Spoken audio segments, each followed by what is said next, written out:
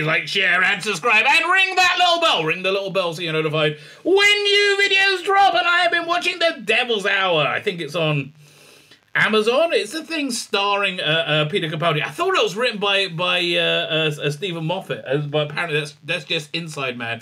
Inside Man I wanted to watch as well, but the opening seconds of it, right? Literally the opening seconds of it is, I can't remember the name.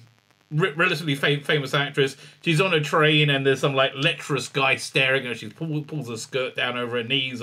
Yeah, I'm not saying that sort of stuff doesn't happen. It does happen all the time. But I'm just really, I can't deal with any more stories about the plight of women in 2022, which I don't think is worse than the plight of anybody else in 2022, quite frankly. But anyway, so if you want me to review that, I've tried, and I just can't get past that opening 10 seconds, and I don't think I'm going to.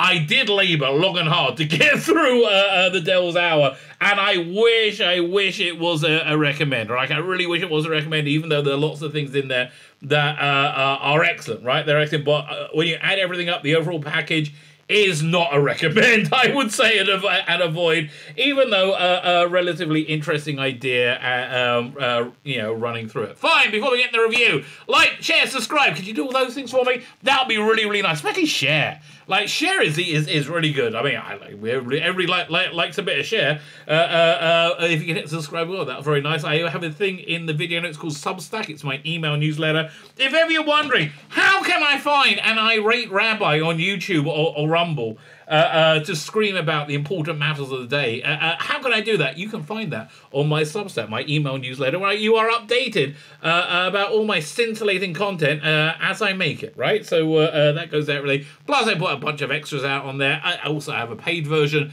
You get short stories, get all kind of stuff on there. It's very good, well worth the money. Will it cure cancer? Maybe, I don't know. Give it a go. $5 a month, let's find out. Anyway, like, share, subscribe, comment, Substack, all those things are good things. And so that also was a good thing, is The Devil's Hour, right? But honestly, it was my two complaints about it is it was way too long. Like, way too long. There's about 3 episodes of story told across 6 episodes, and it made it like a little bit agonizing, like plowing through it. It would have worked better if it was dropped weekly, but trying to watch it well, I couldn't watch it in one go. It took me a week and a half, maybe 2 weeks, just because it was just like wading through mud. But I'll tell you what it is like, right? It's if you're like me, a bit of a fan of Doctor Who. In the 70s, you had Philip Hinchcliffe and Robert Holmes were making Doctor Who, and they did all the the good scary ones and the early Tom Baker ones.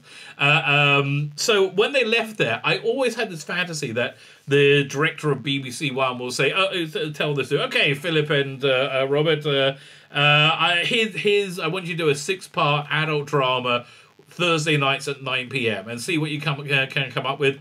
It would have been this, right? It would have been something much like this. So it goes into many layers. It starts off, there's essentially 3 plot threads going on. You've got this detective story where these detectives are, basic cop drama, like searching for a serial killer. We've seen it a million times before, right? We've got these fantastic scenes with Peter Capaldi, and you don't know how they're tied in initially, like what on earth is going on. And you got the main character played by, what's her name? Saint Rain. I can't remember. Okay, of the main character, she's a very, compartmentalized person. That she has several aspects of her life, and they don't seem to impinge on each other. They don't seem to gel with each other, which is the weird thing. So she's a single mother. Her son is really weird, right? It's really like it's kind of like detached and non-emotional. It's kind of like somebody's using his body as an avatar.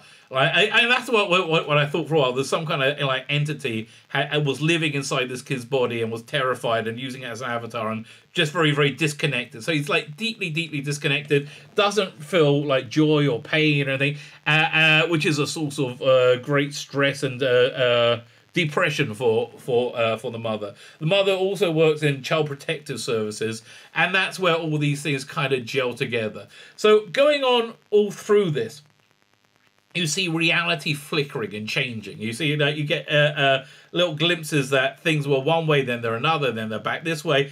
And you see that in the background, and that for me was the most interesting part of it, right? It really was the most interesting part. But they don't really deal with that until the last episode, and that's the only thing I really cared about. The bog standard serial killer crime drama thing. I could all tell everything else was a distraction away from the reality flickering thing, right? Which was interesting in of itself, right? It was interesting, but it just like hung there. Another problem with this is the way they rolled out the mystery. Right? Essentially, you got the entire mystery in the first episode, and it didn't grow. It didn't. There wasn't layers on it. There wasn't any way to try and work out what was going on, right? It was absolutely impossible. It was just this mystery. We're not going to tell you anything about it. We're not even going to mention it while we get on with these other dramas, this parental drama and this crime drama, right? We're not going to mention the weird aspect of this at all, even though it's obviously there, right? And again, all the way through this, we got Peter Capaldi as a prisoner having a conversation with, as it turns out, the cop from the detective story and the mother, right? As you see, they all basically come together. Fine, so that's basically what it is. It drags out forever, and finally, by the last episode, you get answers, and I found those answers were interesting, right? They were genuinely interesting, but I don't think they were thought through very well, so they were a little bit nonsensical, right? So that's the spoiler-free part of the review. If you don't want to know what the mystery was, go away now. But thank you for watching, and go check it out. Look, Capaldi's scenes are fantastic, and the last episode is very good. Honestly, I think probably the best way to watch this is watch maybe the first and last episode, maybe the first two and the last two. You don't need all 6 episodes. That's the thing. You don't need 6 hours of your life sucked away waiting till you get to the answer, which again I found quite interesting, but it had some flaws in it. Fine. Spoiler warning. Here's what was going on, right? And again, I wish somebody out there would have just told me this. So it turns out that Peter Capaldi's character dies and comes back to life. He's always he's born in, was it 1950, whatever. And whenever he dies, he's reborn, and he experiences his life, and he's able to remember his past life, his past iterations of his life. And so essentially what happened was when he was a kid, he murdered his father, stabbed him 9 times, right? And they're saying, so in the interviews, like, well, why did you do that? He said, because he killed me first, right? So you see the story of the father and how he committed suicide, killing both his son and his both of his sons, Peter Capaldi's character and his brother as kids. That's why Peter Capaldi essentially killed him as a kid, right? And then that's really what's going on all the way through. You want to know why is Peter Capaldi kidnapping people and murdering people and doing all these weird things with people? It's basically because he's lived life over and over again. And so he knows he knows what bad people are going to do bad things. So he's trying to stop bad things going on. This doesn't really make that much sense, right? Because let's say you're reborn. Each loop, each time you go, you live and die is what, 40 years, 50 years, 20 years. It's a major length of time. So how long has this been going on for? Like millions of years, because he seems to have lived and relived life over and over again.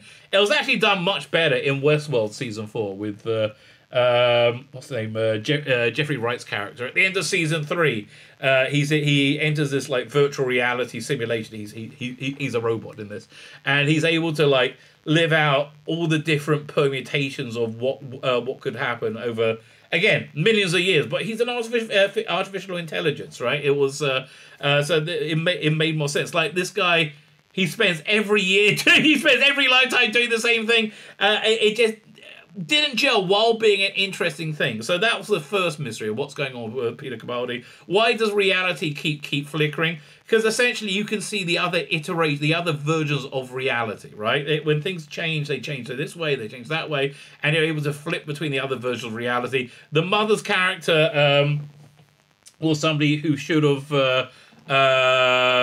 had a very different life, but Peter Capaldi's character changed her whole life, and so that's why she had a kid, and that kid shouldn't exist, and that's why he's kind of like detached from reality to a great extent. So that's the answer to the mystery. Was it worth the 6 hours?